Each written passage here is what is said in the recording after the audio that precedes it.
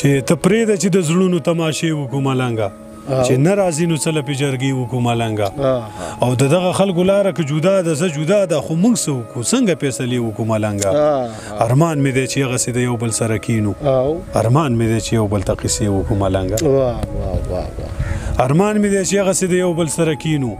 ارمان مې دی چې یو بل ته قیسې وکړو ملنګه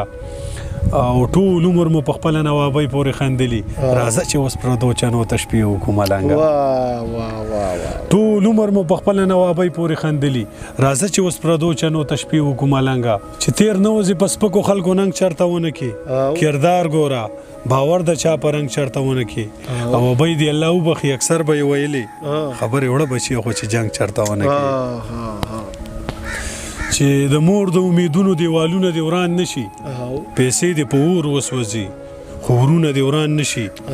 او د غره عمره تاوان دې په نظر د چا را نشي چې هر څه کېږي ودې شي خو زړونه دې وران نشي ډېر خیال د غره عمره تاوان دې په نظر د چا را نشي چې هر څه کېږي ودې شي خو زړونه دې وران نشي او د چا د لاس ګلونه دي د چا د سر تاجونه رڼا دې شي د دې پیغلو خالونه دې وران نشي چې وبنو زمونږ حوصله به پکې ده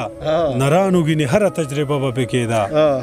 او د دې خاورې د هر پښتانه هر بچی دا وایي چې سختو خو د هر بېوسه خبه پکې ده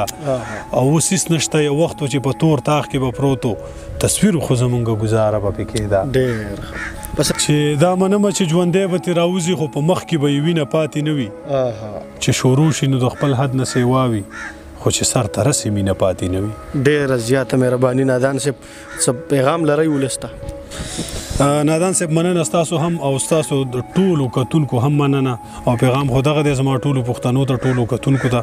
نفرتونه ختم کړئ مینه پیدا کړئ ورورولي پیدا کړئ یو بل سره ښه اخلاقو کې خبرې وکړئ